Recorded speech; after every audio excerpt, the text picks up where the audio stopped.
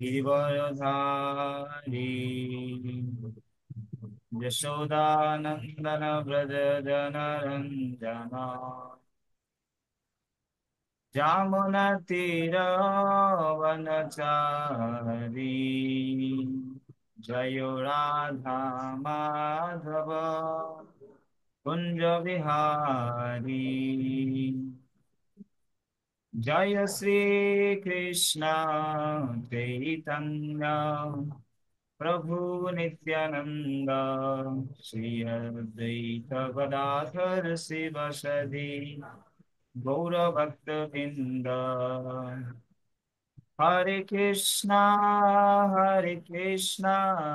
कृष्ण कृष्ण हरे हरे हरे राम राम राम हरे हरे जय राधा माधव राधा माधव राधा माधव राधे निताय गौर हरि बोल निताय गौर हरि बोल गौर हरि बोल निताय गौर हरि बोल प्रभुपाद जय प्रभुपाद जगद्गुरु श्रील प्रभुपाद गुरुदेव जय गुरुदेव गुरुदेव जय गुरुदेव अनंत कोटि वैष्णव वृंद की जय श्रील प्रभुपाद की जय समवेत भक्त वृंद की जय इस्कॉन गुरु आचार्य वृंद की जय निताय गौर सीतानाथ प्रेमानंदे हरि हरि बोल হরে কৃষ্ণ। আজকে আমরা প্রতি মাসের ন্যায় আমরা art of chanting art of reading class করার জন্য সমবেত হয়েছি। তা গুরু গৌরাঙ্গের অশেষ কৃপায় তা আমরা এক এক মাসে এক একজন ভক্তদের সঙ্গ লাভের জন্য এবং ওনাদের যে উপলব্ধি, ভক্তির উপলব্ধি, সেই উপলব্ধি নিয়ে যাতে আমরা লাভবান হতে পারি, সেজন্য আমরা এবারের এই ক্লাসে গেস্ট লেকচারার হিসেবে আমরা প্রভুকে পেয়েছি, রূপময় গোপীনাথ প্রভু।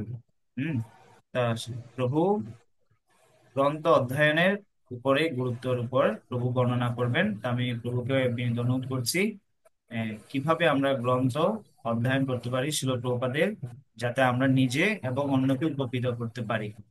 Art of reading. Hare Krishna.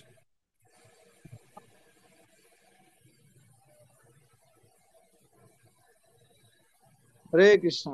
হুম, তো আমার কথা কি শোনা যাচ্ছে? কাইন্ডলি একটু জানাবেন। হরে কৃষ্ণ। হ্যাঁ, শোনা যাচ্ছে প্রভু। ঠিক আছে, হরে কৃষ্ণ। নমো ওম বিষ্ণুপদায় কৃষ্ণপৃষ্ঠায় ভূতলে শ্রীমতে জয়প্রকাশায় কৃষ্ণমূর্তি নমো আচার্য প্রধায় নিতায় কৃষ্ণদায় গৌর প্রসাদ সমুদায় নির্গম নমো ওম বিষ্ণুপদায় কৃষ্ণপৃষ্ঠায় ভূতলে শ্রীমতি ভক্তি বেদান্ত স্বামী নামে নমস্তে সরস্বতী দেবী গৌরবাণী প্রচারণে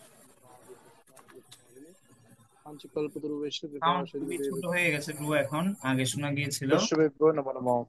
जय श्री कृष्ण चैतन्य प्रभु नित्यानंद श्री अद्वैत गदाधर शिवासादि गौर भक्तवृंद। हरे कृष्णा कृष्ण कृष्ण हरे हरे हरे राम राम हरे हरे। तो समस्त गुरु वृंद आचार्य वृंद शिला प्रभुपाद गुरु महाराज और समस्त বৈষ্ণবদের কৃপাশীর্বাদ দীক্ষা করে আমাকে যে সেবা দেওয়া হয়েছে, আমি চেষ্টা করব আমার যে অভিজ্ঞতা তার থেকে কিছুক্ষণ আপনাদের সাথে আলোচনা করার জন্য। जय श्री श्री गुणिताय राधा माधव गौरांग महाप्रभु की जय अनंत विश्वभक्ति गोप প্রেমানন্দে। হরে কৃষ্ণ। সো আমাদের একজন মহারাজ বলছিলেন যে আপনি যদি এক কাপ পানি নেন, এক কাপ পানি, একটা জাগের মধ্যে পানি এবং একটা ড্রামের মধ্যে পানি, একটা পরীক্ষা করে তিনি দেখিয়েছেন। তিনটা এরকম পাত্র নিয়েছেন, প্রত্যেকটা পাত্রের মধ্যে তিনি কি করেছেন, এক চামচ করে করে লবণ দিয়েছে, এক চামচ করে করে। কাপের পানিতেও লবণ দিয়েছে, জাগের পানিতেও লবণ দিয়েছে, ড্রামের পানিতেও লবণ দিয়েছে। তো যদি জিজ্ঞেস করা হয় আপনাদেরকে কোন পাত্রের মধ্যে সবচেয়ে বেশি লবণ ফিল হবে, কোনটা বেশি লবণাক্ত মনে হবে? কেউ একজন বলবেন কাইন্ডলি আমাকে, কোনটা বেশি? বাবু কোনটা কাপের বেশি? মধ্যে বেশি। কাপে। কাবে যেটা এটা অনেক বেশি লবণ ফিল হবে। যদি জাগের যেটা আছে ওটা অত বেশি ফিল হবে, একটু ফিল হবে, বেশি ফিল হবে না। আর ড্রামে যেটা আছে এটা একদম ফিল হবে না। তার কারণ কি, তিনটাতে যদিও সেম পরিমাণে লবণ মিক্স করা হয়েছে, কিন্তু পানির মাত্রা যেখানে বেশি সেখানে কিন্তু লবণ অত বেশি প্রভাবিত করতে পারে না।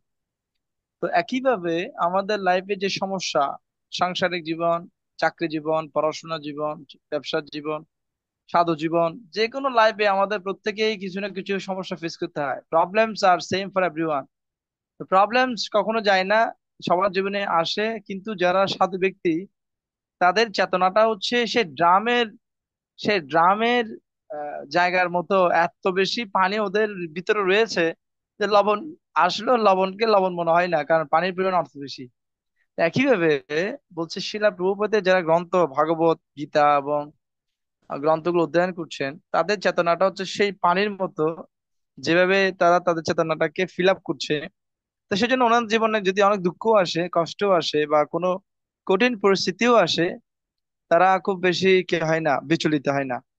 তো আমরা শিলা প্রভুপাদের গ্রন্থ কেন পড়বো এই বিষয়ে জানতে হলে আপনাকে আরো কিছু জিনিস আমি আপনাদেরকে উপস্থাপন করছি। ওকে, এখানে কেউ কি আমাকে বলতে পারবে কাইন্ডলি নিউটনের প্রথম সূত্র কি?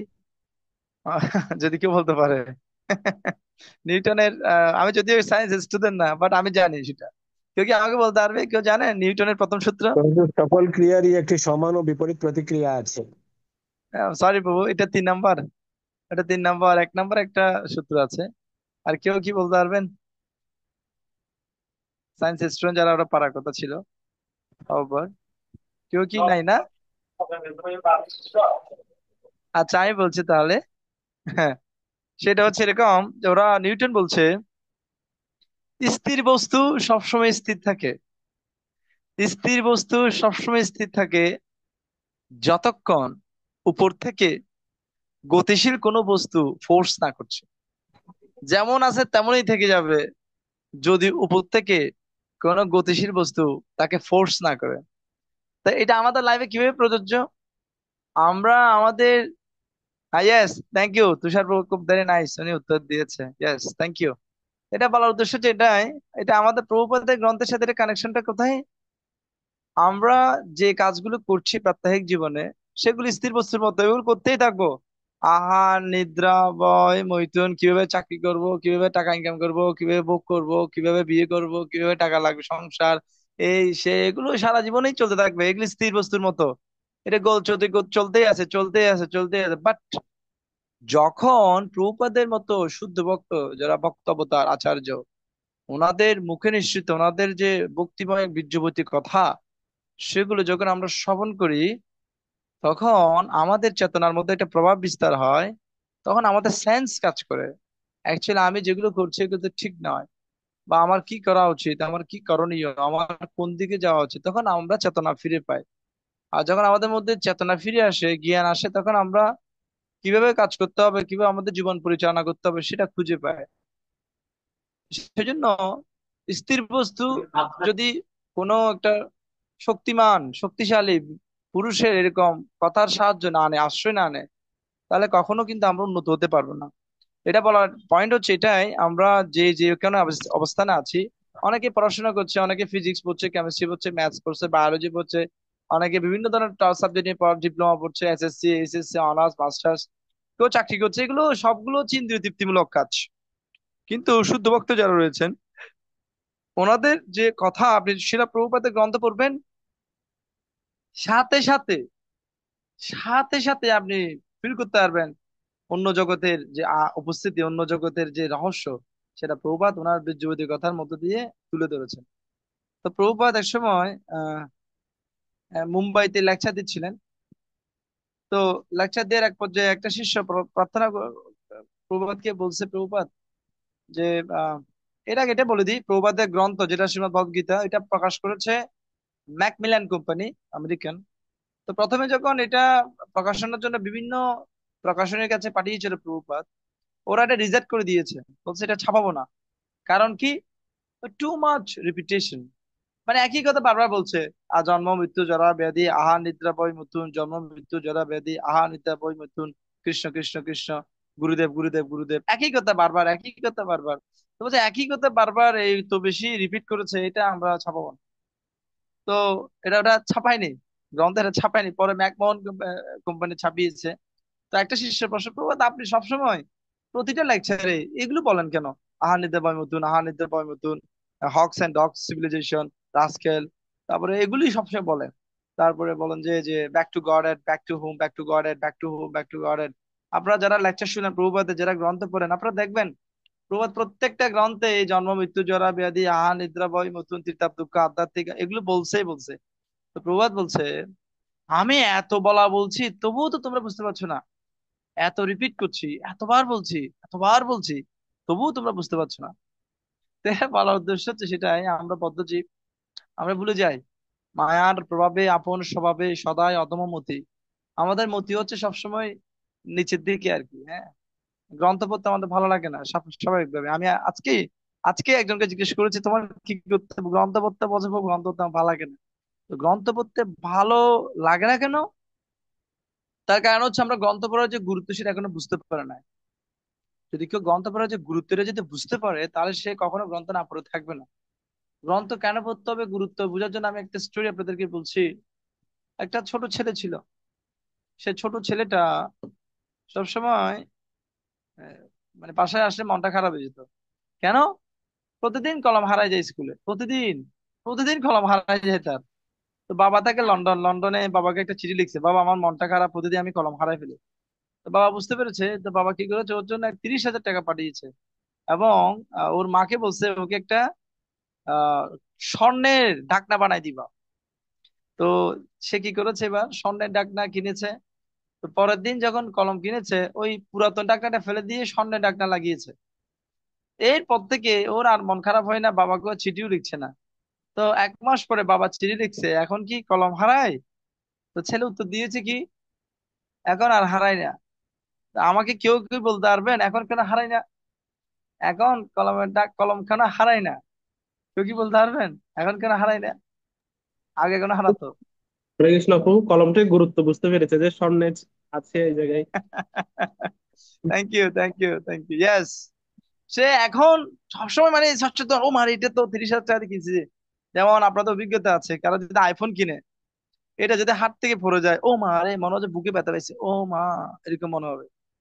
এবং যদি ওই 1,000 টাকা দেয় বাটন কতগুলো ফোন আছে সিম্ফনি, এগুলো ফলে এত ফিল হয় না, দূর এটা পরে ভেঙে যাক। কারণ কি, এটা 1,000 টাকা দিয়ে কিনছি। কি যখন 1 লাখ টাকা দিয়ে কেউ ফোন কিনে, সাথে সাথে তার হার্ট লাগবে, ও মারে, এটা অনেক দামি। তার মানে কি, যখন আমরা কোনো কিছু গুরুত্ব বুঝি, সেটা আমরা হারাতে দিই না, সেটা আমরা হারাতে দিই না, সেটাকে আমরা অবহেলা করি না, সেটাকে আমরা নেগলেক্ট করি না। তো কেউ যখন বুঝতে পারবে সেটা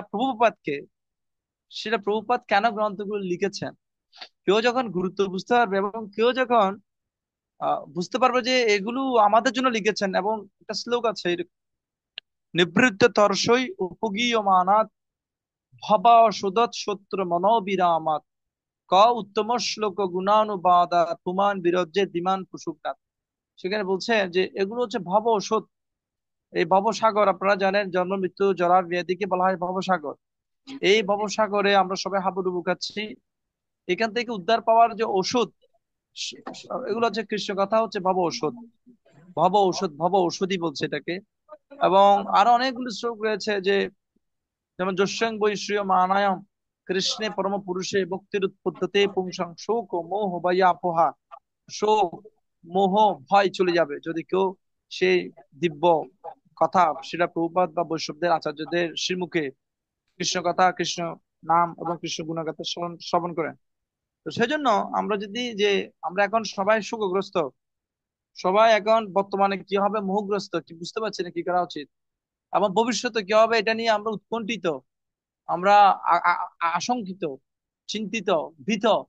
তো বলছে এই সবকিছু চলে যাবে যদি আপনি শ্রীমদ্ ভাগবত বা শ্রীমদ্ ভগবত গীতা বা প্রভুপাদের যত গ্রন্থগুলো রয়েছে ওগুলো যদি পড়েন, আপনি নিজেকে হারিয়ে ফেলবেন। আমি বলতে চাচ্ছিলাম না, তবু আমি শেয়ার করছি। যেমন আমি অনেকদিন বন্ধ পেয়েছি, আমি আজকে ক্লাসটা দিতে চাচ্ছিলাম না, এবং আমার কালকেও দুইটা ক্লাস আছে সুভদ্র বয়সে, আমি না দিতে চাচ্ছিলাম। যে আমি চেয়েছিলাম, আমি তো ব্যাংকে চাকরি করি, অনেক ব্যস্ত থাকি, এই কয়েকটা দিন আমি শুধু ভাগবত পড়বো। আমি আপনাদের বলতে চাচ্ছিলাম না, বাট আপন ভজন কথা না কহিবে যথাযথা, সবকিছু সবাইকে বলে ফেলা উচিত না। কিন্তু আপনাদেরকে আমি বললাম জাস্ট টু ইন্সপায়ার আপনাদেরকে। তো আমার একটা পরিকল্পনা হচ্ছে এই এই বন্ধে, আমি অনেকদিন বন্ধ পেয়েছি, আপনারা আমার জন্য আশীর্বাদ করবেন। আমি পুরো ভাগবত সেটটা একবার একটু আমি রিভিউ করব আর একটু পড়বো আর কি। এটা তো পড়া যায় না একেবারে নিজের চেষ্টায়, যদি বৈষ্ণব আশীর্বাদ করে আমি চেষ্টা করব যে শ্লোক আর অনুবাদ যত পুরাটা পড়ে কিছুটা তাৎপর্য সহ পড়ার চেষ্টা করবো আর কি। অর্থাৎ আমি এই পুরো বন্ধটা চিন্তা করেছি আমি কোথাও যাব না, শুধু ভাগবত পড়বো। অনেকদিন ধরে প্ল্যান করে আছি। আর একটু ভক্তি শাস্ত্রীয় ক্লাসগুলো একটু হরি রিভিউ করবো। বল। তো আমি যেটা বোঝা যাচ্ছি সেটা হচ্ছে যে যারা শুদ্ধ ভক্ত অ্যাকচুয়ালি, মানে যারা অনেক ভগবানের ভালো ভক্ত, ওরা কৃষ্ণ কথা ছাড়া বা এই ভগবানের লীলা মহিমা ছাড়া ওরা বাঁচতে পারে না। এবং আপনি যদি ভগবত ধামে যাওয়ার ইচ্ছা থাকে, ধরেন আপনি ভগবত ধামে যেতে চান, আপনি ভগবত ধামে যেতে চান, তো ভগবত ধামে আপনি যাবেন, ওখানে করবেন কি আপনি? ওখানে কি করবেন আপনি? ওখানে আপনার কাজ কি? আপনি যদি ভুলে বলে আপনি ভগবত ধাম চলে গেলেন, এখানে আপনার ভালো লাগবে না। কারণ কি? সেখানে তো ফেসবুক নাই, সেখানে হোয়াটসঅ্যাপও নাই, ইউটিউবও নাই, সেখানে মোশাররফ করিমের নাটক নাই, সেখানে আপনার কোনো রিলস ভিডিও নাই, ফানি ভিডিও নাই, সেখানে আড্ডা দেওয়ার মতো সুযোগ নাই। সবাই ব্যস্ত। কিসে ব্যস্ত? বলছে আমাদের অম্বরীশ মহারাজ গেয়েছেন যে, অম্বরীশ মহারাজ যেভাবে করেছেন যে সুথিং চকার অচ্যুত সৎ কথা উদয়, উনি কি করতেন সবসময় ওনার ইন্দ্রিয়গুলোকে কৃষ্ণ কাজেই ব্যবস্থা, কৃষ্ণ সেবায়, কৃষ্ণ নাম কীর্তনে, তো ওখানে বৈকুণ্ঠ গুণানুবর্ণনে তিনি সবসময় বৈকুণ্ঠের অর্থাৎ চিন্ময় জগতের যে ভগবানের যে লীলা মহিমা এটার জন্য জিহ্বা ব্যবহার করতেন। আর শ্রুতিং চকার ও চ্যুত সৎ কথা উদয়, যে ওনার কর্ণ দিয়ে তিনি ভগবানের হরিকথা শ্রবণ করেন। তো বলছে প্রভুপাদে যারা গ্রন্থ পড়ছেন ওখানে সপ্তম অধ্যায়, সপ্তম অধ্যায়ে ওখানে একটা শ্লোক আছে, আহ মদাশ্রয় একটা মদাশ্রয় একটা শ্লোক আছে, শিব ভগবানের কথা যারা শ্রবণ করেন, ওখানে প্রভুপাদ তাৎপর্য লিখেছেন যে ভগবতামে যাওয়ার প্রথম যোগ্যতা হচ্ছে কৃষ্ণ কথা শ্রবণ করার জন্য আকাঙ্ক্ষা। হ্যাঁ, কেউ যদি কৃষ্ণ কথা শোনার জন্য আকাঙ্ক্ষা, মানে আকাঙ্ক্ষা বাড়ে যে আমি শুনতে চাই, আরো আরো পিবত ভাগবতম রসমা, আরো শুনতে চাই। যেমন পরীক্ষিত মহারাজ, পরীক্ষিত মহারাজ বলছে আরো বলেন, আরো বলেন। এবং 3.5 দিন, যখন উনি তো 7 দিন সময় ছিল না, যখন 3 দিনের পরে 3.5 দিন আহ শেষ, তিনি ওনার গুরু মহারাজকে বলছেন, গুরু মহারাজ পৃথিবীতে হচ্ছে I am the most fortunate.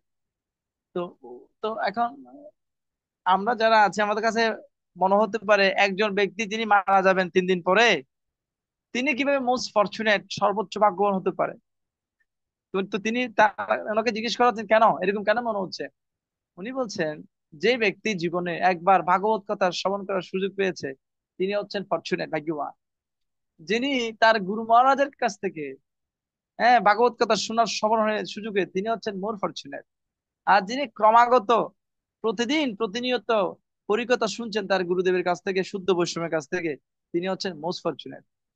আমি আপনার মতো একজন গুরুদেব সুখদেব গোস্বামীর নিকট থেকে টানা শ্রবণ করছি ভগবানের বীর্যবতী কথা, I am the most fortunate. এখন যদি তক্ষক এসে আমাকে কামড় দেয় আমার কোনো দুঃখ নেই, কোনো দুঃখ নেই, আসুক। তো কেন? উনি চেতনাটাকে শ্রবণ করতে করতে করতে করতে এমন একটা পর্যায়ে চলে গেছে, উনি বুঝতে পেরেছে ওনার জ্ঞানের পর্যায়ে এমন পর্যায়ে চলে গেছে, উনি বুঝতে পেরেছে অ্যাকচুয়ালি যখন আপনি যখন এটা আসলে দেখবেন যারা আধ্যাত্মিকভাবে উন্নত, আপনারা দেখবেন যারা আমাদের মহারাজ বর্গরা রয়েছে, সন্ন্যাসী বর্গরা রয়েছেন, পরমহংস স্তরে রয়েছেন, ওনারা কৃষ্ণ কথা ছাড়া বাঁচেনই না। আমাদের একজন ভক্ত লীলা শেয়ার করছিলেন, একবার রাধানাথ মহারাজ এবং ভক্তিতীর্থ মহারাজ ওনারা দুজনে মায়াপুরে ছিলেন, মায়াপুরে জিবিসি মিটিং এ গিয়েছেন। তো দুজনে দুইটা রুমে ছিলেন।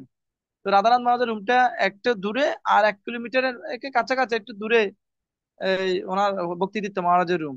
ওনারা বলছেন রাত্রি হয়ে গেছে কৃষ্ণ কথা বলতে বলতে। তো রাধানাথ মহারাজ বলছেন ভক্তিতীর্থ মহারাজকে অনেক রাত হয়ে গেছে, আপনাকে একটু এগিয়ে দিয়ে আসি চলেন। তো কৃষ্ণ কথা বলতে বলতে বলতে বলতে বলতে বলতে ভক্তিতীর্থ মহারাজের কাছে চলে গেছে, বলছে মহারাজ আপনি একা কিভাবে যাবেন, আপনাকে একটু দিয়ে আসি। এবার আবার কৃষ্ণ কথা বলতে বলতে রাধানাথ মহারাজ এখানে চলে আসে। রাধানাথ মহারাজ বলছে এখন আপনি কিভাবে একা যাবেন, আপনাকে দিয়ে আসি। সারা রাত কৃষ্ণ কথা বলে বলে ওনারা কালা দিয়েছে, আর ঘুমাই নাই ওদিন। এরপরে মঙ্গলাদিন শুরু হয়ে গেছে, মঙ্গলাদিন চলে আসছে।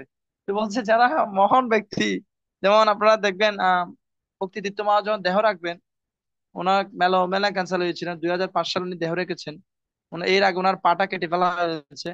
তো তিনি রাধানাথ মহারাজকে রিকোয়েস্ট করেছিলেন যে আপনি তো আমার গুরু ভাই, আপনি আমাকে ছেড়ে যাবেন না, আমি আপনার কোলে মাথা রেখে আমার দেহ রাখতে চাই। তো উনি কি করেছেন, 1 সপ্তাহ ব্যাপী, 3 সপ্তাহ ব্যাপী মহারাজের সাথে ছিলেন, কোথাও যায়নি। চৈতন্য চরিতামৃত মহারাজকে শোনাতেন, প্রভুপাদের চৈতন্য চরিতামৃত আর দিব্য কথা শুনে শুনে শুনে শুনে একসময় উনি দেহ রেখেছেন আর কি। সো যারা ভাগবত ভক্ত, ওরা কৃষ্ণ কথা, মানে কৃষ্ণ নাম গুণকীর্তন এগুলো ছাড়া থাকতে পারে না। তো আমরা বদ্ধজীব, তো আমাদের ভালো লাগে না, রুচি নাই আর কি। কিন্তু বলছে আহ, চৈতন্য চরিতামৃতে শ্লোক আছে, বুঝে বা না বুঝে কেহ শুনিতে শুনিতে, বুঝে কেউ বুঝুক আর না বুঝুক, শুনতে শুনতে শুনতে শুনতে রুচি জন্মাবে। শুনতে শুনতে শুনতে হবে, না বুঝলে শুনতে হবে। শুনতে শুনতে চৈতন্য চরিতামৃত থেকে আর বলছেন কৃষ্ণদাস কবিরাজ গোস্বামী মহারাজ, যারা চৈতন্য চরিতামৃত আপনারা কেউ পড়েন, অসাধারণ। আমি এখন পড়ছি, প্রতিদিন সকালে চেষ্টা করি জব করার আগে একটু করে চৈতন্য চরিতামৃত আমি পড়ি, আমার খুব ভালো লাগে পড়তে আর কি, দারুণ। ওখানে আহ, উনি চৈতন্য চরিতামৃত থেকে আর লিখছেন যে রঘুনাথ দাস গোস্বামী মহারাজ, রঘুনাথ দাস গোস্বামী, উনি মহাপ্রভুর বিরহে এত বেশি বিরহ কাতর হয়েছেন যে সবাই দেহ রাখছেন, সবাই চলে যাচ্ছেন এই যে পৃথিবী ছেড়ে। উনি বলছে আমি আর এখানে থাকবো না, সবাই চলে যাচ্ছে, আমি গোবর্ধন থেকে জাম দিয়ে লাফ দিয়ে আমি দেহ রাখবো। তখন বৃন্দাবনে যারা বৈষ্ণবরা ছিলেন, ওনারা বলছেন না না না, আপনি দেহ রাখলে আমাদের কি হবে, আপনি একটা কাজ করেন, মহাপ্রভুর যে লীলাগুলো আপনি আমাদেরকে বর্ণনা করেন। হ্যাঁ, তখন আপনারও ভালো লাগবে আর আমরাও শুনতে পারবো, আমাদেরও ভালো লাগবে। তখন রঘুনাথ দাস গোস্বামী প্রতিদিন সন্ধ্যাবেলা রাধাকুণ্ডের তটে বসে বসে চৈতন্য লীলা বর্ণনা করতেন।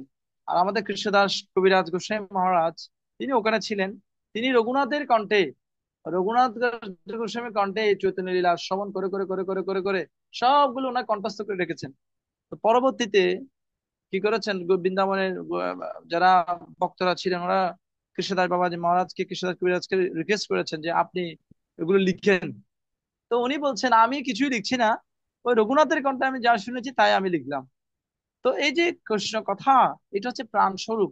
তো আমরা যারা বদ্ধজীব রয়েছে, আমাদের বদ্ধজীবের কথা চিন্তা করে প্রভুপাদ, আপনারা জানেন অ্যাকচুয়ালি তিনি কি পরিমাণ তপস্যা করেছেন, এটা আপনারা যদি কেউ বইতে লিখেন, আপনারা যদি কেউ বইতে লিখেন তাহলে আপনারা বুঝতে পারবেন যে মানে কত কঠিন একটা বই লিখে আর কি। শুধু আধ্যাত্মিক বই না, জাগতিক বই। আমাদের গুরাঙ্গপুর একটা লেকচার আছে, উনি ওখানে শেয়ার করছিলেন যে প্রত্যেকটা ভাগবতমের প্রত্যেকটা শ্লোককে প্রথমে শব্দাংশগুলোকে আলাদা আলাদা করতে হয়। হ্যাঁ, আবার একসাথে যদি আলাদা করতে না পারি তাহলে অর্থ চেঞ্জ হয়ে যাবে। সংস্কৃত তেমন একটা মানে ল্যাঙ্গুয়েজ, একটু আকার যদি দিয়ে দেন তাহলে অর্থ চেঞ্জ হয়ে যায়। একটা রস শুকার যদি দিয়ে দেন অর্থ চেঞ্জ হয়ে যাবে। সরিয়র জায়গায় সরিয়া দিলে অর্থ চেঞ্জ হয়ে যায়, আকারের জায়গায় এইকার দিলে অর্থ চেঞ্জ হয়ে যায়। তো প্রত্যেকটা পদচ্ছেদ, হ্যাঁ, শব্দ এগুলোকে আর শব্দাংশগুলোকে আলাদা আলাদা করে সংস্কৃত থেকে বাংলায়, বাংলায় ইংলিশে ভাঙছে। প্রত্যেকটি ওয়ার্ডের জন্য আলাদা আলাদা ইংলিশ শব্দ খুঁজে বের করেছেন।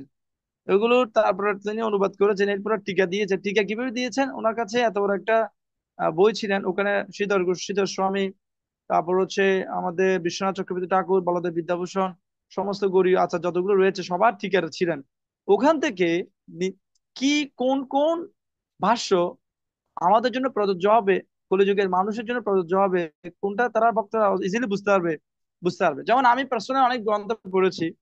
আমি জৈবধর্ম পড়েছি, ভক্তিনাথ ঠাকুরের ভক্তালোক, গৌরী মঠের প্রকাশিত অনেকগুলো গ্রন্থ পড়েছি। সবগুলো হচ্ছে সাধু ভাষায় এবং খুব কঠিন, অত্যন্ত জটিল।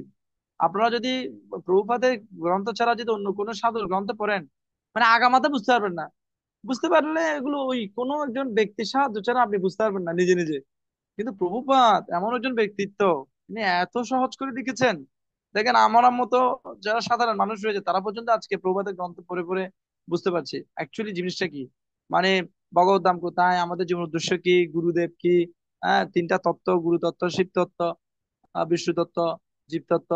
তারপরে কত ডিটেইলস তিনি আলোচনা করেছেন সমস্ত গ্রন্থের মধ্যে, পুঙ্খানুপুঙ্খ আলোচনা করেছেন। একজন মহারাজ বলছেন কেউ যদি শুধু প্রভুপাদের গ্রন্থ পড়ে যাচ্ছে না, গীতা ভাগবত চৈতন্য চরিতামৃত যদি পড়ে, ওনার আর কিছু জানা থাকবে না। কিন্তু আমাদের দুর্ভাগ্য, আমাদের এত ব্যস্ততা রয়েছে যে আমাদের সময় নাই। তো আমি যেটা বলি, সময় অ্যাকচুয়ালি কারো নাই। আপনি যে ব্যস্ত মনে করছেন এটা কিন্তু এরকম না, পৃথিবীতে সবাই ব্যস্ত, এখানে ফ্রি কেউ নাই, সবাই ব্যস্ত। তো যারা মন্দিরে থাকছে বা যারা গ্রন্থ পড়ছে, যারা কৃষ্ণ সেবা করছে, তারা যে ফ্রি সেরকম নয়, তারা অন্যান্য কাজগুলোকে কমিয়ে এটাকে প্রায়োরিটি দিয়েছে, প্রাধান্য দিয়েছে। যেমন আমি উদাহরণ দিচ্ছি আপনাদেরকে। মা বলছে নিচে, মা একটা সিলিন্ডার আছে, সিলিন্ডার গ্যাস, বাবা সিলিন্ডার গ্যাস একটু নিয়ে আসো না। বলছে মা আমার কোমর ব্যথা, আমি পারবো না, এটা অনেক ভারী, অনেক, আমি পারবো না এরকম। এটা যাবে না, পারতেছে না। সীতাকুণ্ডে বেড়াতে গেছেন, এখন সীতাকুণ্ডে ওর বান্ধবী উঠতে পারতেছে না পাহাড়ে, অনেক বড় পাহাড়, তো ও বলছে উঠতে পারতেছে না, এখানে বসো, কাঁধে বসো। এত বড় 60 কেজি 70 কেজি মেয়েটাকে কাঁধে করে তুলে ফেলছে। হ্যাঁ, আপনাদের প্রশ্ন হইতে পারে এটা কিভাবে পারলো, ও সিলিন্ডার পারে না, এটা কিভাবে পারছে? কারণ হচ্ছে এখানে ভালোবাসা আছে, প্রীতি আছে, ওটাতে প্রীতি নাই। যদি বলা হয় নিচে একটা আলুর বস্তা আছে, আমাদের বয়সে যারা থাকি মনে করেন, ওদেরকে বলা হয় যে নিচে আলু আসছে বাজার থেকে, একটা আলুটা নিয়ে আসেন। ও ফুবু আমার ব্যথা, আমি পারবো না, আমার ও মা কুমাই, মানে পারবে না। আচ্ছা যদি বলা হয় একটা টাকার বস্তা পড়ে আছে, মানে এক বস্তা টাকা, হ্যাঁ কিসের বস্তা, না পারলে কোথায় খাতায় হলো তুলে ফেলবে, খারাপ মারে অনেক টাকা। তার মানে কি, কেউ যখন ভালোবাসে, প্রীতি থাকে কোনো কিছুর প্রতি, সেটাকে সে ভার মনে করে না, ভালোবেসে সেটাকে গ্রহণ করে।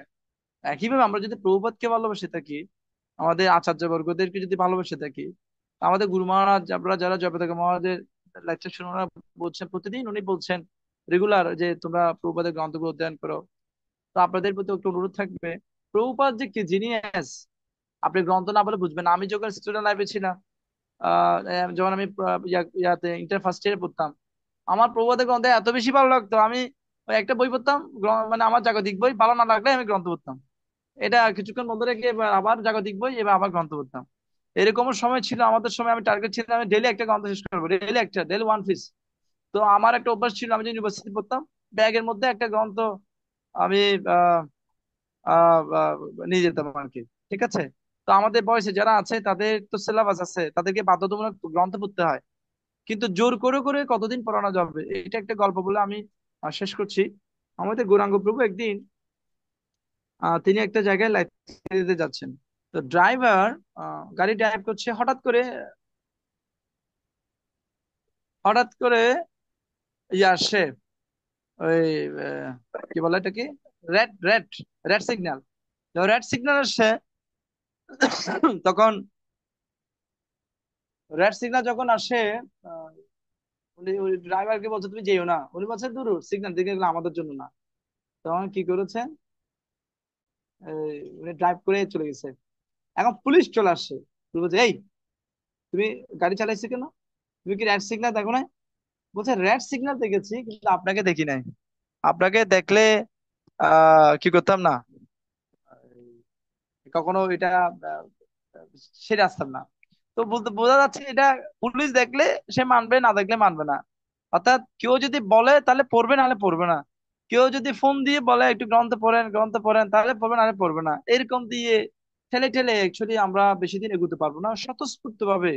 হ্যাঁ, এটা হয়তো আমাদের প্রথম দিকে না আসবে না, কিন্তু আমরা কন্টিনিউসলি যদি পড়তে থাকি, তাহলে দেখা যাবে আস্তে আস্তে আস্তে আস্তে অভ্যাসটা এমন হয়ে যাবে, গ্রন্থ না পড়ে আপনি থাকতে পারবেন না। যেমন আজকে একটু সন্ধ্যাবেলা আমি আমার বাসায় গেছিলাম, আমার বাবা গ্রন্থ পড়ছে প্রভাতের, উনি বলছে গ্রন্থ না বললে আমার মনে হচ্ছে কি কি একটা হারাই ফেলছে, কি একটা হারাই ফেলছে, এরকম মনে হয়, প্রতিদিন গ্রন্থ পড়ে। আমার বাবা বৃদ্ধ হয়েছে, উনি পড়ছে আর কি। তো যাক, আর সবার জন্য শুভকামনা প্রার্থনা, আপনারা সবাই গ্রন্থ পড়বেন। আর অসাধারণ, আপনি যখন গ্রন্থ পড়বেন, কিরকম প্রভুপাদ জিনিয়াস, আপনি প্রভুপাদের লজিক, প্রভুপাদের যুক্তি, জীবন আসা জীবন থেকে যখন পড়বেন, ও মানে কি স্টলওয়ার্ড বিজ্ঞানীদের সাথে প্রভুপাদের কি মানে। তারপর আপনি কৃষ্ণ অমৃত পড়বেন, শ্রীকৃষ্ণ সন্ধানে, তারপর হচ্ছে অনুপম উপহার, এগুলো মানে আর আত্মজ্ঞান, জীবন জিজ্ঞাসা, এগুলো যদি পড়েন, অসাধারণ, এক্সিলেন্ট, এরকম পৃথিবীতে মাস্টারপিস গ্রন্থ কোনো নাই। আর ভাগবতম যখন পড়বেন তখন তো আপনি ডুবে যাবেন, এটা তো সমুদ্র। সো গ্রন্থ পড়বেন। প্রভুপাদের কাছে প্রার্থনা জানাই সমস্ত আচার্যবৃন্দের কাছে, আপনারা যাতে ভালো গ্রন্থ পড়েন। তো কারো যদি কোনো প্রশ্ন থাকে বা কোনো সাজেশন পরামর্শ থাকে, তাহলে আমার সাথে বলতে পারেন। কারো যদি প্রশ্ন থাকে জিজ্ঞেস করতে পারেন। হরে কৃষ্ণ। আমরা শেষ করে দিব আমাদের টাইমের শেষের দিকে। হরে কৃষ্ণ। যদি if anybody, যদি আপনাদের কোনো প্রশ্ন থাকে you can ask, আর আমরা শেষ করে দেবো। হরে কৃষ্ণ। আর হচ্ছে আমি যেটা ফিল করি সেটা হচ্ছে যে যেটা করতে হয় মাঝে মাঝে ভক্তি সঙ্গ করলে, যারা গ্রন্থ পড়ে, যাদের গ্রন্থ পড়ার প্রতি রুচি আছে, ওই সময় ভক্তের কাছে যাইতে হবে, হ্যাঁ, সঙ্গ করতে হবে। তাহলে কি করতে পারবে, যেমন আমাদের রাধেশ্যাম প্রভু তারা, আমাদের যারা ওখানে ভক্তরা রয়েছেন, ওরা এমন ভাবে গ্রন্থগুলো পড়েছেন, মানে কি বলবো, ওখান থেকে ওরা নির্যাস গুলো বের করে নিয়ে আসে। মানে একবার দুইবার না, মানে শত শতবার পরে পরে ওখান থেকে কি বলছে প্রভুপাদ, মানে কুটিয়ে কুটিয়ে প্রশ্নগুলো বের করে নিয়ে আসে। যেমন ওদিন আমি একটা লেকচার শুনছিলাম, ওখানে ওনার বলছেন যে ইয়া আমাদের একজন বক্তা বলছেন, কালীয় নাগ কৃষ্ণের স্পর্শ পেয়েছে মাথায়, কালীয় নাগ নৃত্য করেছে পায়ে পা দিয়ে কালীয় নাগের উপর। কালীয় নাগ কৃষ্ণকে অনেকক্ষণ জড়িয়েও ছিল মারার জন্য, কিন্তু কৃষ্ণ প্রেম সে পায়নি। যখন নাগকন্যারা, নাগপত্নী যারা রয়েছেন ওনার, অর্থাৎ কালীয় নাগের স্ত্রীরা যখন প্রার্থনা করছেন, হে ভগবান আমাদের প্রভুকে ক্ষমা করে দেন, ওনাকে কৃপা করেন, ওনার জন্য যখন প্রার্থনা করেছেন, তখন কালীয় নাগকে ভগবান কৃপা করেছেন। তো নিজের চেষ্টায় আমরা কখনো ভক্তিতে এগোতে পারি না। তো যখন বৈষ্ণবরা আমাদের জন্য প্রার্থনা করেন, তো সেজন্য আমরা যখন প্রভুপাদের আশ্রয়ে, গ্রন্থগুলো যখন প্রভুপাদের আশ্রয়ে, গুরু বর্গদের আশ্রয়ে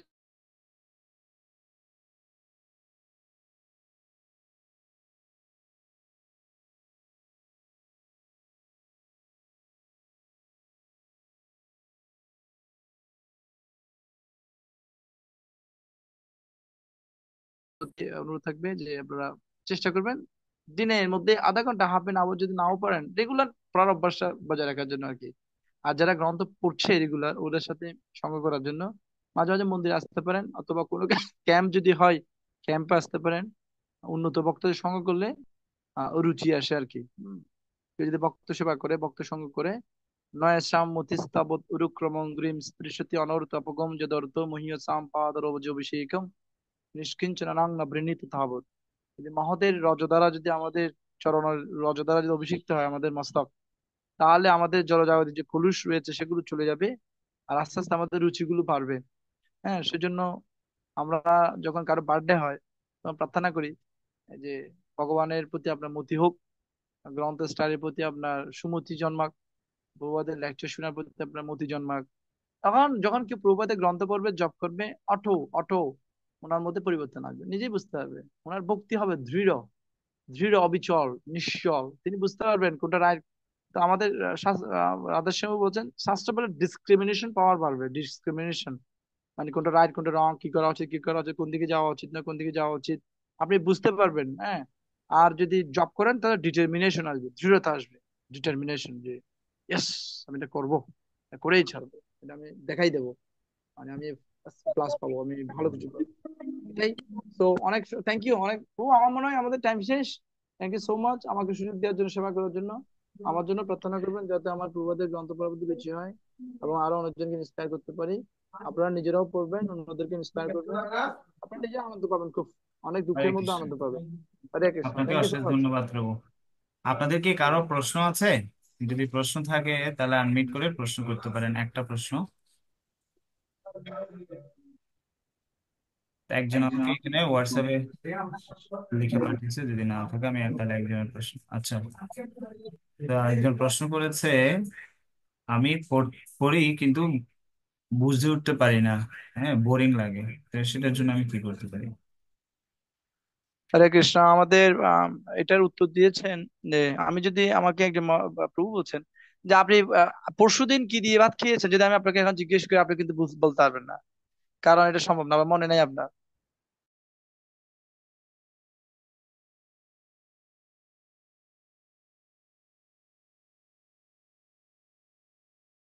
কি হবে সময় গত 1 মাস আগে কি তখন কিন্তু আমার তখন ভাত খেয়েছিলাম।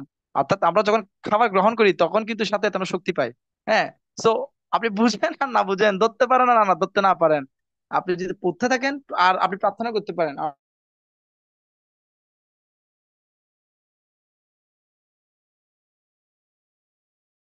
একজন মহারাজ বলছেন যে গ্রন্থ পড়ার আগে, সরি আমি ওই একটু আমার কল আসছিল, বলছে গ্রন্থ পড়ার আগে একটু মহারাজদের একটু কাছে একটু প্রার্থনা করা, আহ, সরস্বতী তারপর হচ্ছে যে, আমাদের যে বেদব্যাস, নরনারায়ণ ঋষি, ওনাদের কাছে প্রার্থনা জানানো। এবং যেমন আরেকটা বিষয় বলি, আরেকটা বিষয় হচ্ছে এখানে আহ আমাদের দুটো জিনিস এখানে ইম্পর্টেন্ট। একটা হচ্ছে দক্ষিণ ভারতে, একটা বলে আমি শেষ করে দিচ্ছি। মহাপ্রভু দক্ষিণ ভারতে, যে আপনারা জানেন গল্পটা, মহাপ্রভু দক্ষিণ ভারতে গিয়েছেন, উনি দেখছেন যে ব্রাহ্মণ গীতা পাঠ করছে আর কান্না করছে, আর সবাই হাসতেছে। তো ওনাকে যে আপনি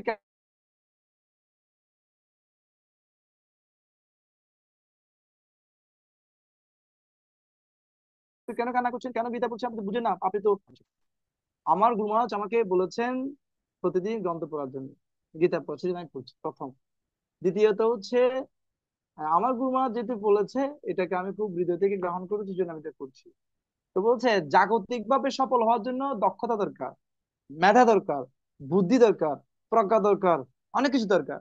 আধ্যাত্মিক ভাবে উন্নত হওয়ার জন্য বা সফল হওয়ার জন্য কিছু দরকার না, শুধু দুইটা জিনিস দরকার। একটা নাম হচ্ছে ইংলিশে যদি বলে সাবমিশন, সিনসিয়ারিটি। সাবমিশন মানে কি, আমার গুরু বলছে আমাকে পড়তে, আমি পড়বো, বুঝি আর না বুঝি, প্রথম কাজ। বুঝি না বুঝি, মনে থাকুক না থাকুক, গুরু বলছে মানে প্রতিদিন পড়তে পড়তে হবে, এটা সাবমিশন। আর সিনসিয়ারিটি মানে কি, যেহেতু পড়তে বলছে ভালো করে পড়বো, নোট করে পড়বো, শুনবো, আর প্রার্থনা করবো। তাহলে দেখবে এই দুটো যদি থাকে, success is confirm. Submission and sincerity, শরণাগতি এবং আন্তরিকতা। অনেক অনেক ধন্যবাদ। হরে কৃষ্ণ। Thank you. ঠিক আছে বাবা, আপনাকে অশেষ ধন্যবাদ আপনার এক্সপিরিয়েন্স শেয়ার করার জন্য। হরে কৃষ্ণ। তো এখন আমরা সেকেন্ড বিষয়ে আলোচনা শুরু করব। সেকেন্ড বিষয়টা হচ্ছে আর্ট অফ চ্যান্টিং।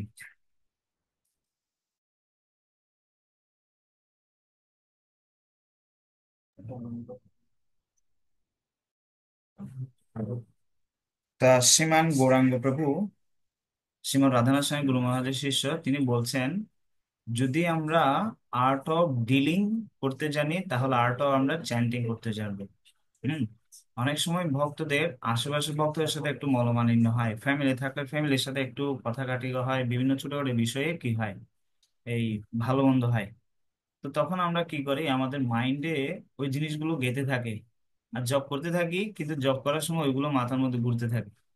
হ্যাঁ, তো সেই জন্য বলা হচ্ছে আপনার পুরো দিনের, শ্রীমান নারগোপাল প্রভু বলছেন আমি সারা 22 ঘন্টা কি করছি। হ্যাঁ, সেটা নির্ভর করছে আমি ওই 2 ঘন্টায় সেটা প্রকাশিত হবে। আর আমি 2 ঘন্টায় কি ধরনের জব করছি, তো সেটা প্রকাশিত হবে কিসের মাধ্যমে, এই আমি সারা দিন কেমন কাটাবো সেটার উপরে কি করবে, একটা নির্ভর করে। ঠিক আছে, তো এখন ধরুন, এখন আমি প্রথমে বললাম জব, সেটার জন্য ফার্স্ট কি পয়েন্ট বললাম, প্রথমটা, প্রথম পয়েন্টে কি ছিল, art of dealing, art of chanting. হম তো সেটার জন্য আমরা যদি ভালো জব করতে চাই, তাহলে ফার্স্ট দেন আমাদেরকে করতে হবে হচ্ছে কি, আহ শ্রীমান নারুগোপাল প্রভু বলছেন যে কি করতে হবে আমাদেরকে, 22 ঘন্টা আমাদেরকে কৃষ্ণ ভাবনাময় করে তোলার চেষ্টা করতে হবে। তাহলে 22 ঘন্টা ওইটা ওই 2 ঘন্টার এখানে প্রতিফলিত করবে। হম তো এখন সে সম্বন্ধে আমরা গত মাসের ক্লাসে আমরা আলোচনা করেছি, যদি আমি ভালো জব করতে চাই, তার জন্য একটা কি দরকার আছে, ভালো পরিকল্পনা দরকার আছে। হম এখন আপনাদের মনে প্রশ্ন হবে যে আমরা ভালো করে জব করব কি জন্য, হ্যাঁ, কোনো একভাবে করলে তো হয়, ভগবানের নাম একটু মন শুদ্ধ করে স্নান টান করে করলেই তো হয়। এখানে আবার এত কিছু নিয়ম ইত্যাদি এত কিছু করার কি প্রয়োজনীয়তা আছে। হ্যাঁ, তো সে সম্বন্ধে আগে আমাদেরকে জানতে হবে জপের গুরুত্ব সম্বন্ধে। হম তো সে সম্বন্ধে শিল প্রভুপাদ বলছে জপ মানে শিল প্রভুপাদ সবচেয়ে গুরুত্বপূর্ণ উপদেশ।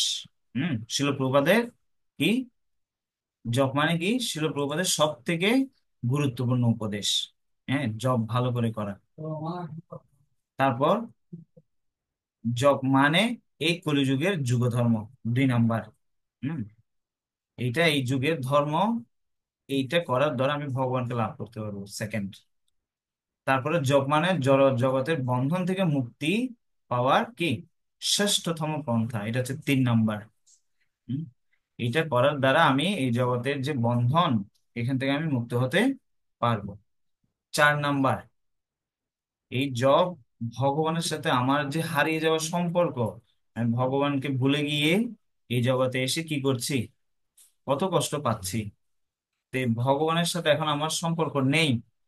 হ্যাঁ, বাবা তার সন্তানকে ভুলে গেছে, সন্তান তার বাবাকে ভুলে গেছে, কিন্তু বাবা কিন্তু মনে রেখে দিয়েছে ভগবান পরম পিতা।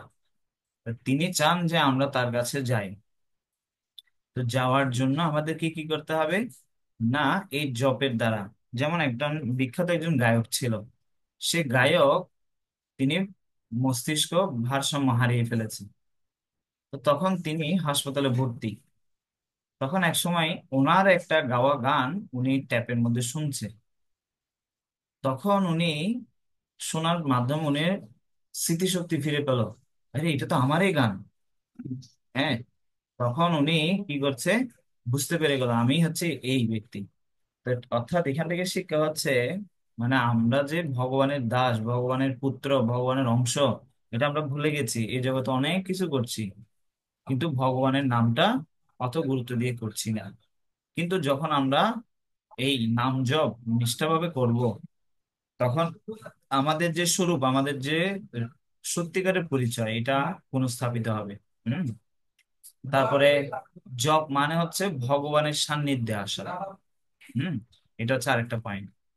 সান্নিধ্যে আসা মানে কিরকম, যেমন ভগবানের নাম ভগবান থেকে অভিন্ন।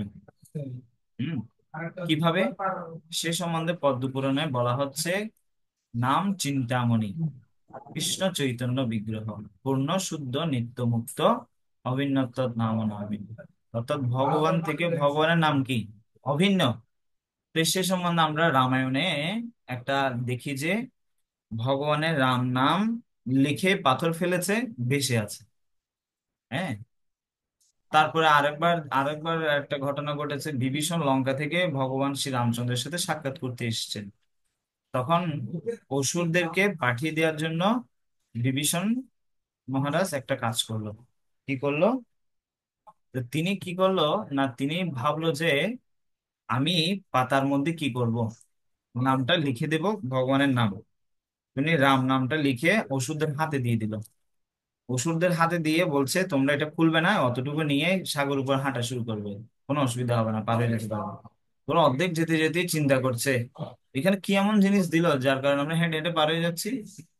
তা একটু সন্দেহ করে পাতাটা খুললো, খুলে দেখতে পাচ্ছে কি,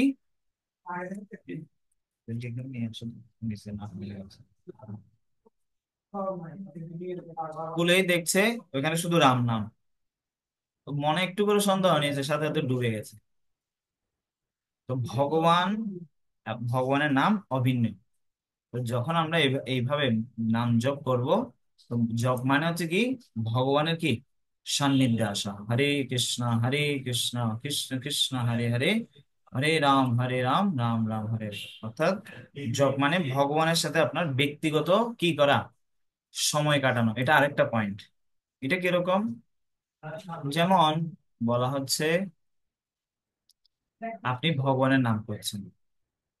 হ্যাঁ, তো ভগবানের সাথে একান্ত সময় কাটানো মানে, তা আপনি যখন ভগবানকে ডাকছেন, তো ভগবান শ্রী চৈতন্য মহাপ্রভু বলছেন, এই কলিযুগে কলিকালে নাম রূপে কৃষ্ণ অবতার।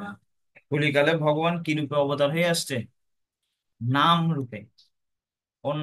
দাপর যুগে কৃষ্ণ স্বয়ং এসেছে, যদা যদা হি ধর্মস্য গ্লানির্ভবতি ভারত, ওই কার্য সাধন করার জন্য।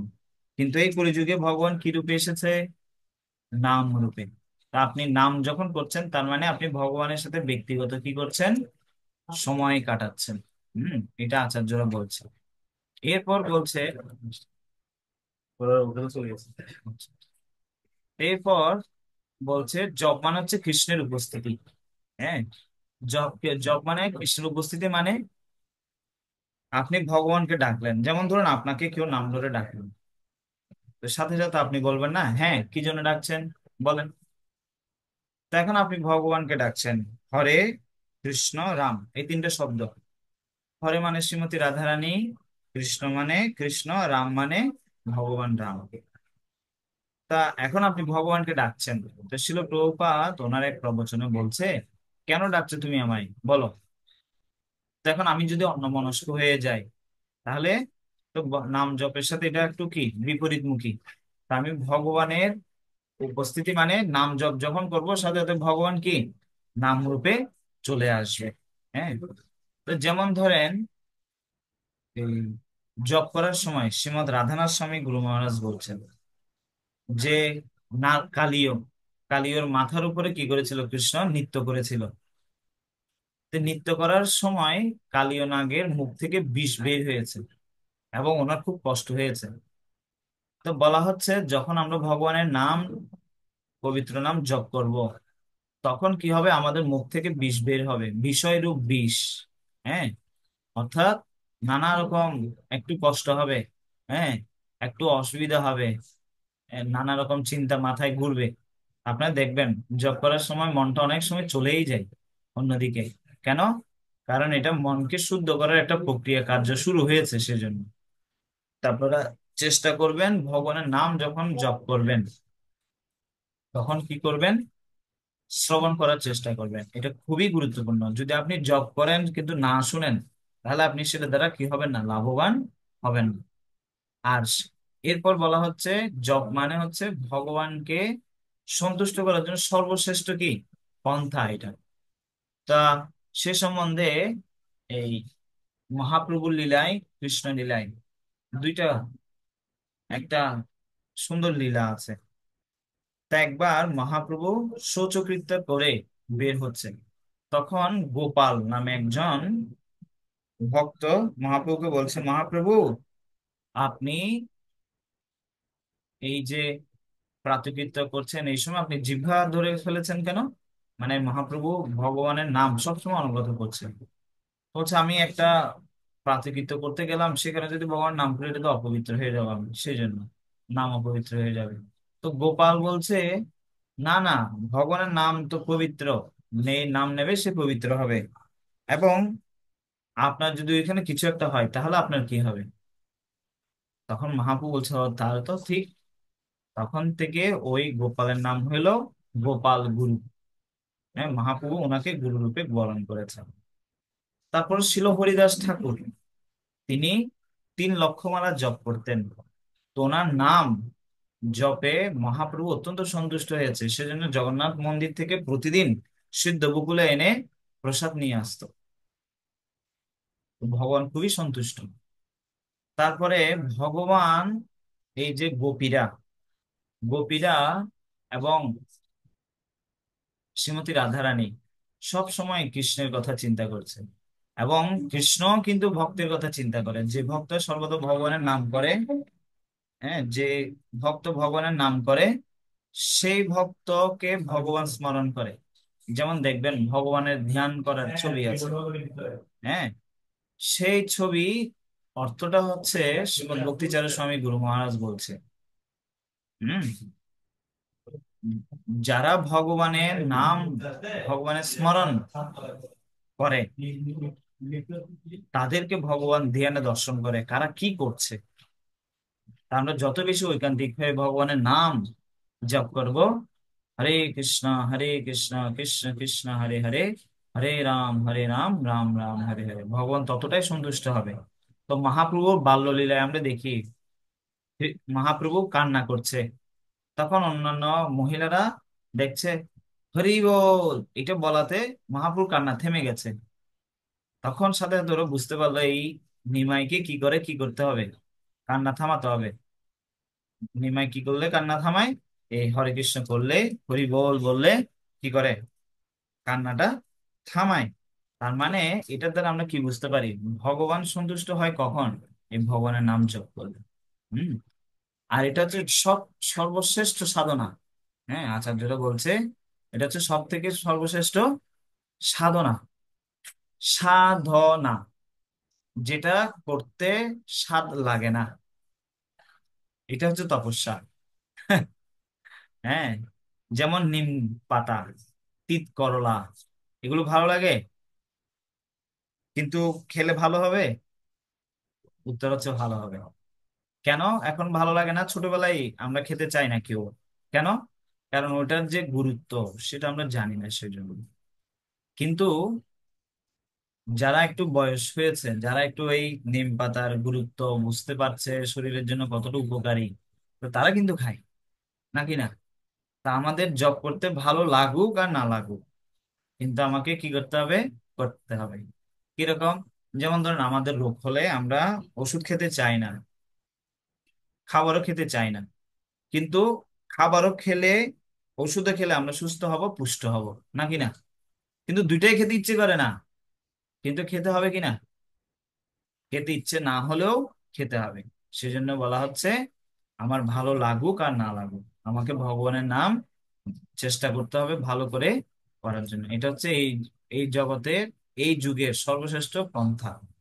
তো সে সম্বন্ধে অগ্নি আদি পুরাণে, হ্যাঁ, বলা হচ্ছে জপের মতো কোনো ব্রত নেই, জপের চেয়ে উৎকৃষ্ট কোনো জ্ঞান নেই, জপের সমপবর্তী কোনো কিছুই হতে পারে না। এটা হচ্ছে জপের সর্বশ্রেষ্ঠ ফল প্রদান করে। হ্যাঁ, আর কেউ কোনো কিছুই এই হরিনামের মতো কি নয়, শক্তি সম্পন্ন না। আর হরিনামই হচ্ছে পরম ধর্ম, এটা জীবের আশ্রয়।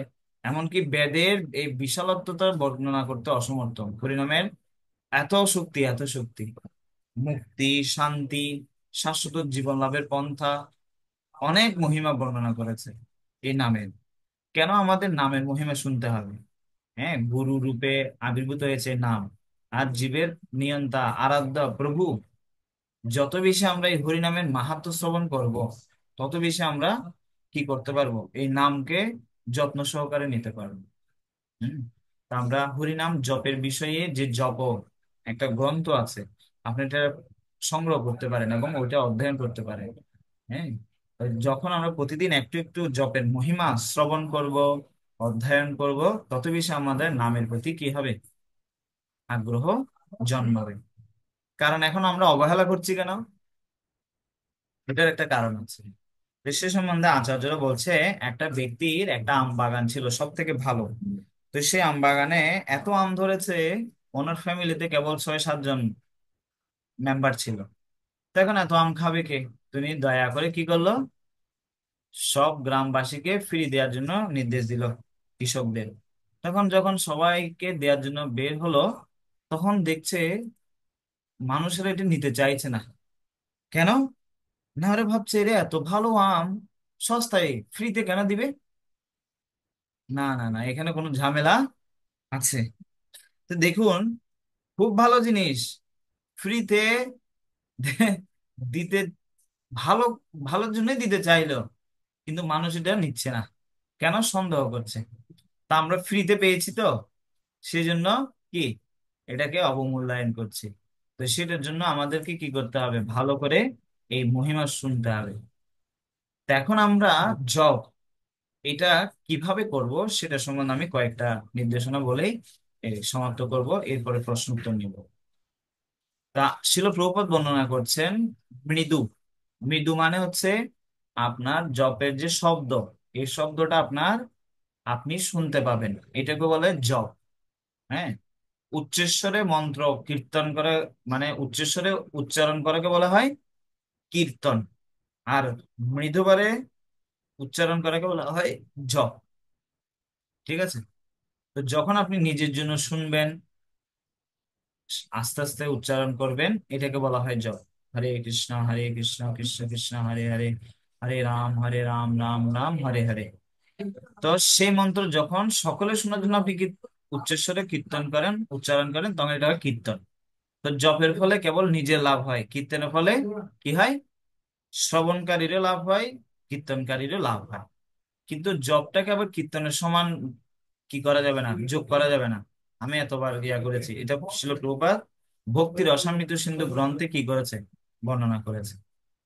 তো এখন আমি আসেন, আসেন, বসেন। বসো। একটু 5 মিনিটের মধ্যে ফিরে যাচ্ছে। তা জব আমাদেরকে একটু পর্যালোচনা করতে হবে। হ্যাঁ, জবের পর্যালোচনা করতে হবে। কিভাবে আমরা এটা পর্যালোচনাটা করব, তা আমি সেটা দেখাচ্ছি। দেখুন, জবের পর্যালোচনা কিভাবে করবেন আপনি। তো এখানে বলছে, একজন ভক্ত প্রতিদিন অত্যন্ত নিষ্ঠার সহিত তার জব নিয়ে পর্যালোচনা করে। সে বোঝার চেষ্টা করে আজকের জব তার কেমন হয়েছে, এটা চেক আপ করবে।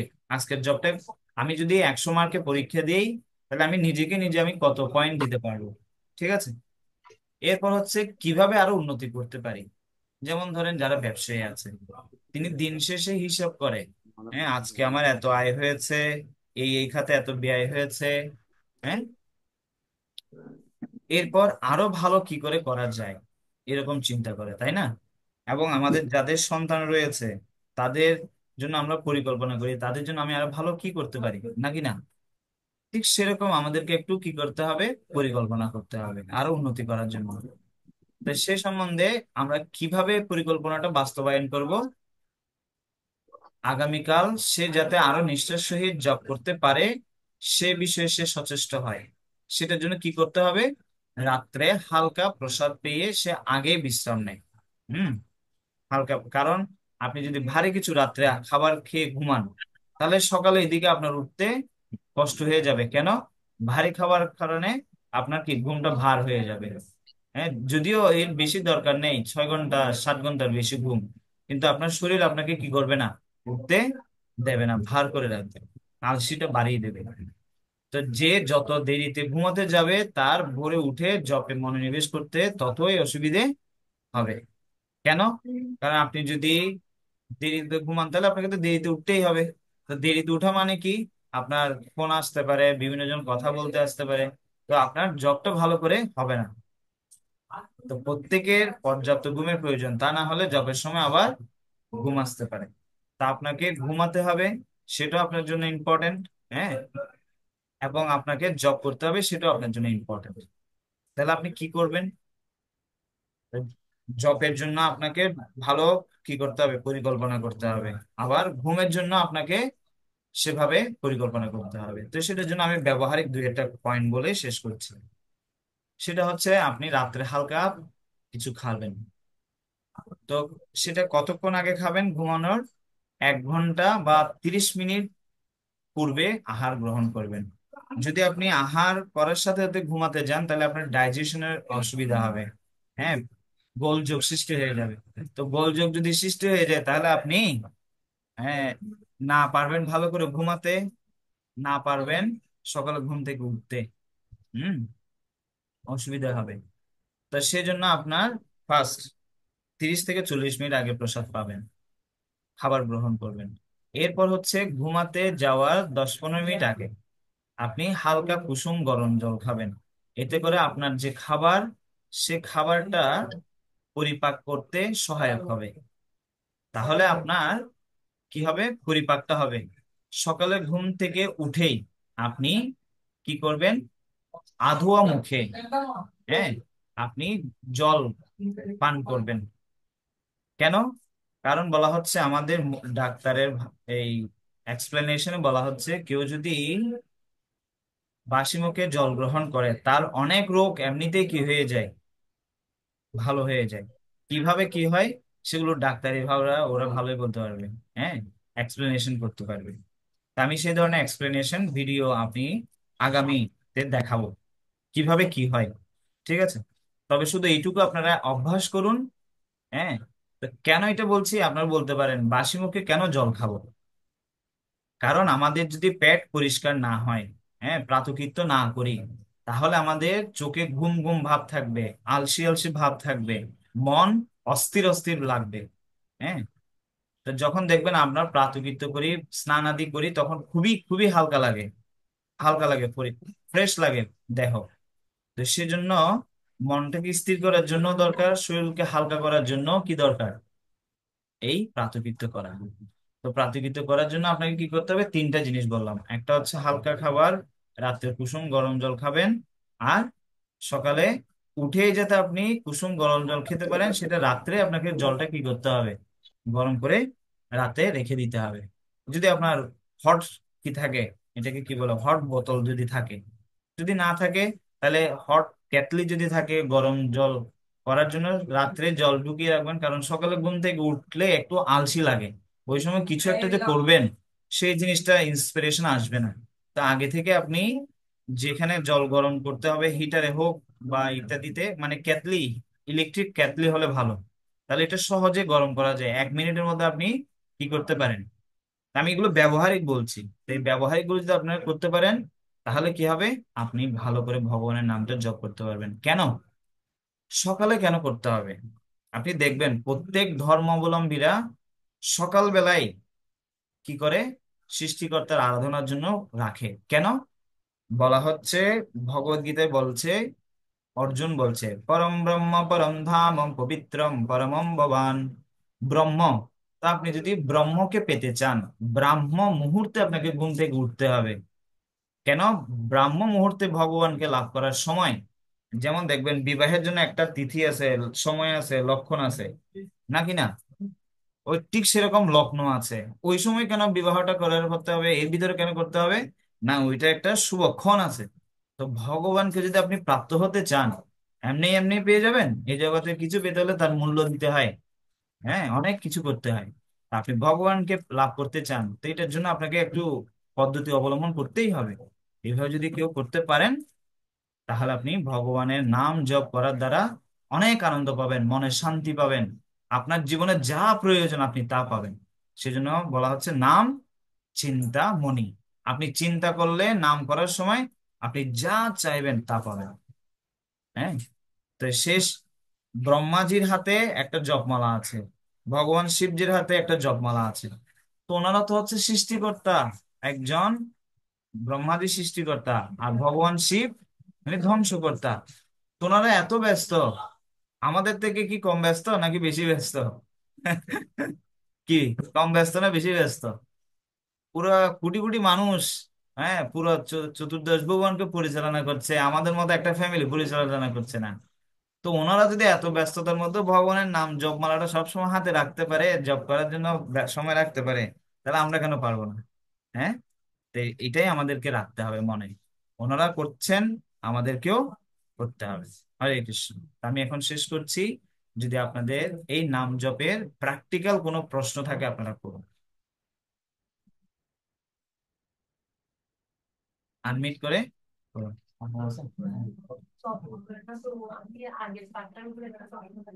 গ্রন্থ দেন, আচ্ছা এটা পরে বলছি। আর নাম জপের উপরে, আর আপনাদের যদি কারো আবার গ্রন্থ অধ্যয়নের উপরে থাকে সেটা হরে কৃষ্ণ। পরে জিজ্ঞেস করুন। হ্যাঁ বলেন, শুনতে পাচ্ছি। প্রভু, আমার একটা প্রশ্ন ছিল, সেটা হচ্ছে অনেক সময় আমরা দেখি নাম জপের ক্ষেত্রে তো ভগবানের সামনে বসে নাম জপ করাটা ভালো। হ্যাঁ, তো অনেকে বিছানায় বসে নাম জপ হ্যাঁ, করে, তো হ্যাঁ, সেটা কি উচিত? আচ্ছা, থ্যাংক ইউ। তা বিছানায় বসে ভগবানের নাম জপ করা কি উচিত? তো এটা প্রশ্নটার উত্তর হচ্ছে, এটা ক্ষেত্র বিশেষে প্রযোজ্য, এই নীতিটা। তা শুধু বিছানায় বসে না, যে কোনো জায়গায় করা যেতে পারে। হ্যাঁ, ভগবানের নাম নিয়মিত স্মরণে ন ন কালহ, ভগবানের নাম স্মরণ করার জন্য কোনো সময় কোনো কিছুর প্রয়োজন পড়ে না। কিন্তু এটা হচ্ছে একটা সাধারণ নীতি। এর থেকে মধ্যতর নীতি কি, না উঠিতে বসিতে খাইতে শুইতে যথাযথা নাম লয়, দেশকাল নিয়ম নাহি সর্বসিদ্ধি হয়। এটা চৈতন্য ভাগবত বলছে। কি কি? উঠিতে বসিতে খাইতে শুইতে যথাযথা, মানে যে কোনো জায়গায় আপনি নাম নেন, নাম নিলে কি হবে, দেশ কাল, হ্যাঁ দেশ মানে হচ্ছে আহ, কি বলবো এটাকে, পরিস্থিতি, কাল মানে হচ্ছে সময়, কোন সময় নিতে হবে কোন সময় নেওয়া যাবে না ওগুলো নিয়ে কোনো কি নেই, বাধা, বিধি নিয়ম নেই। দেশ কাল নিয়ম, নিয়মও নেই, সর্বসিদ্ধ হবে ভগবান নাম নিলে। এটা হচ্ছে মধ্যতর নীতি। আরেকটা নীতি হচ্ছে, সর্বশেষ নীতি হচ্ছে, না এটা ভগবানকে স্মরণ করার জন্য, কিন্তু আপনি যখন ভগবানের নামটা জপ করবেন, তো আপনি যদি বিছানায় বসে নাম জপটা করেন তাহলে কি আসবে? আরাম কা নাম হারাম হ্যায়, একটা হিন্দিতে কথা আছে, মানে হচ্ছে আরাম হচ্ছে কি অসুবিধার কারণ। হ্যাঁ, আরাম আপনার জন্য কি হবে না, ভালো কিছু বয়ে নিয়ে আসবে না। আপনি ধরেন নরম কিছু একটা বসলেন, বিছানায় বসলেন, বিছানায় এটা হচ্ছে তমগুণের একটা স্থান। ওই জায়গাতে যদি আপনি বসে জব করেন তাহলে আপনার ঘুম পাবে, ঘুম ভাব লাগবে। তো সেই জন্য আমাদেরকে কি করতে হবে? আমি যদি সুস্থ থাকি, আমার সবকিছু পরিস্থিতি যদি ঠিক থাকে, তাহলে আমাকে স্নান করে শুদ্ধ হয়ে ভগবানের নাম তুলসী দেবীর সম্মুখে, ভগবানের সম্মুখে কি করতে পারি? আমি ভক্ত সঙ্গে করতে পারি। যদি আমি অসুস্থ হই, যদি আমি অপারক হই, হ্যাঁ, পরিস্থিতি নাই সেরকম করার, তাহলে সেক্ষেত্রে করতে পারে, কিন্তু অন্যথা নয়। যদি সুযোগ থাকে তাহলে সে সময় করা উচিত নয়। হ্যাঁ, তরুণ কুমার প্রভু, তরুণ কুমার বিশ্বাস প্রভু, হ্যাঁ। ধন্যবাদ। ঠিক আছে ভক্তিবিনোদাজি। হ্যাঁ, হরে কৃষ্ণ। ধন্যবাদ। হ্যাঁ, হরে কৃষ্ণ, দণ্ডবত প্রণাম দেবো। ধন্যবাদ, প্রণাম। আপনার এই জব ক্লাসের মধ্যে আমার জিনিসটা সবচেয়ে ভালো লাগছে, সেটা হচ্ছে আমি নিজেকে জাস্টিফাই করা আমার জবের মাধ্যমে। Yeah. এই জিনিসটা আমার খুব ভালো লাগছে, এবং এইটাকে আরো কিভাবে মানে আমি উন্নত করতে পারি সেই বিষয়ে যদি একটু আর একটু দেখতে পারি। হরে কৃষ্ণ। সেটার জন্য আমি একটা পার্মানেন্ট সলিউশন বলেছি তিনটা, এইভাবে ডেইলি লাইফ স্টাইলে পর্যবেক্ষণ করা। সেকেন্ড বললাম যে হালকা প্রসাদ, গরম জল, হ্যাঁ, ইত্যাদি এইভাবে করে করা সেকেন্ড। আর থার্ডটা বললাম যে জপের বিষয়ে প্রতিদিন কিছু না কিছু অধ্যয়ন করা, 1 পৃষ্ঠা, হ্যাঁ, জপের বিষয়ে গ্রন্থ 1 পৃষ্ঠা 1 পৃষ্ঠা পড়ুন জপের সম্বন্ধে। তখন আপনার জপের বিষয়ে সিনসিয়ারিটি আরো গ্রোথ হবে। হ্যাঁ, শ্রবণ করা বা অধ্যয়ন করার দ্বারা। এই তিনটা অ্যাঙ্গেল আমি বললাম আরো ভালো করে জপ করার জন্য। হরে কৃষ্ণ। হরে কৃষ্ণ। হ্যাঁ, অনেকের অন্তর দীপ্ত পুরী। হরে কৃষ্ণ প্রভু, দণ্ডবত প্রণাম প্রভু।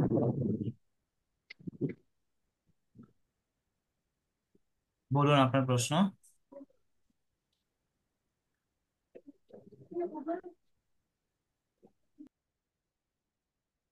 শোনা যাচ্ছে না, মিট হয়ে গেছে। হরে কৃষ্ণ। হ্যাঁ প্রভু, এখন শোনা যাচ্ছে প্রভু? হ্যাঁ, হ্যাঁ প্রভু, আমার প্রশ্ন ছিল যে এটা, যে রিসেন্টলি একটা মানে প্রশ্ন মানে শুনছি আর কি, যে মানে জপমালার মধ্যে মানে আমরা জপ করার সময় উম মানে জপমালাটা কি বেশি ম্যান্ডেটরি হয়ে যায় নাকি প্রভু? মানে এরকম একটা আমার বাবা প্রশ্ন করেছে, আমি আমার মতো একটা প্রশ্ন করেছি, কিন্তু আমি এটা মানে একটু ক্লিয়ার আনসারটা জানতে চাচ্ছি আর কি।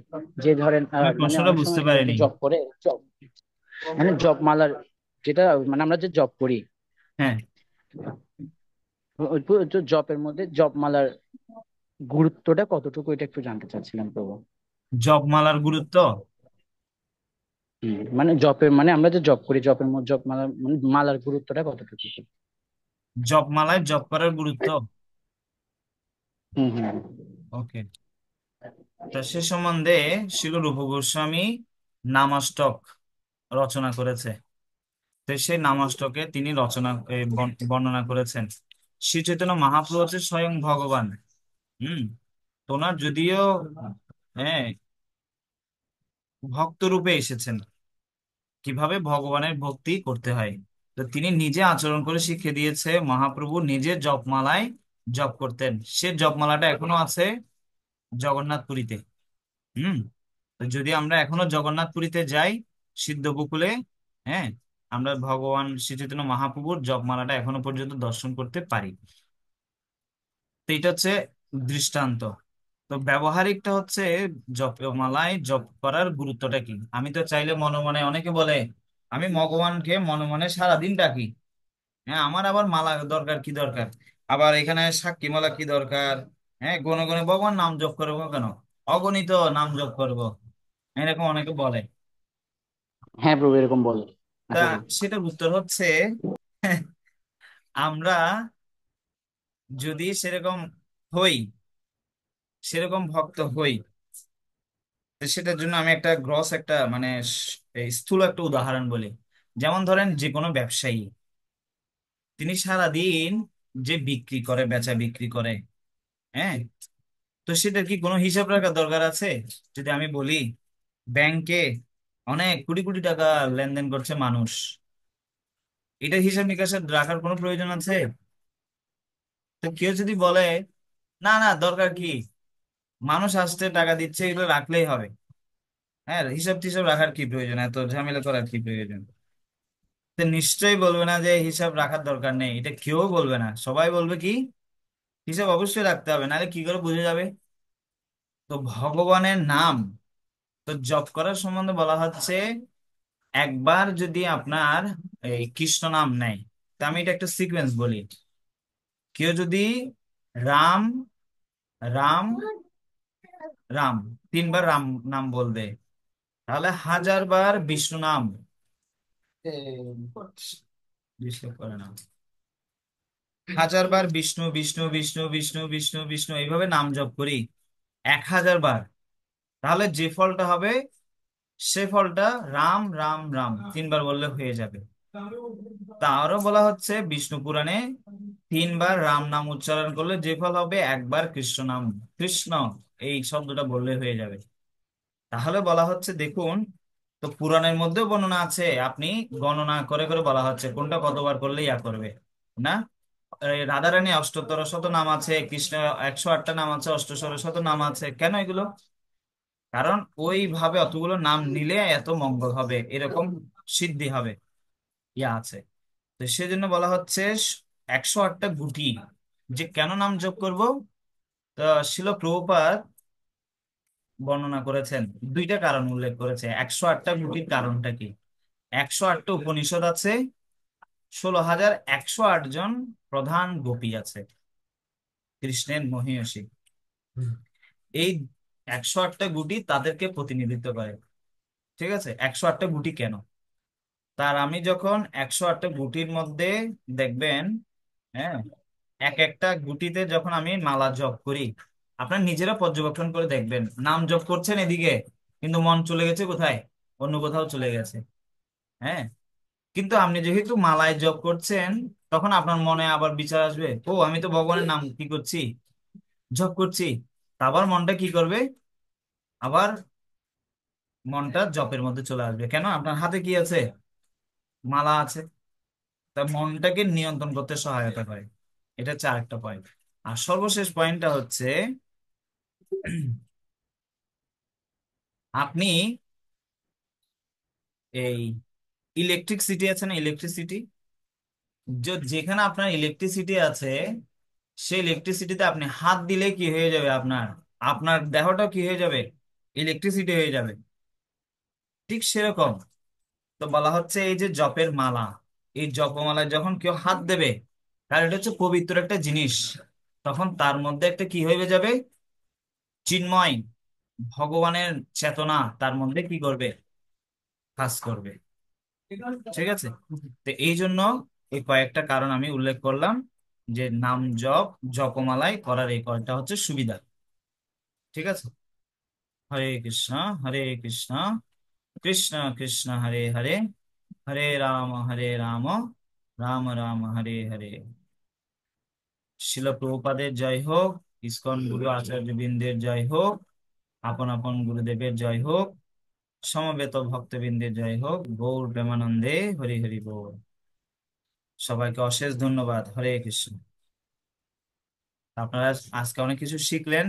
তো এই 2টা জিনিস, নাম জপ ভালো করে অধ্যয়ন করুন, তাহলে আপনার ভালোভাবে গ্রন্থ অধ্যয়ন করতে পারবেন। ভালো গ্রন্থ অধ্যয়ন করলে আপনার ভগবানের নামের প্রতি রুচি জন্মাবে। ঠিক আছে, হরে কৃষ্ণ।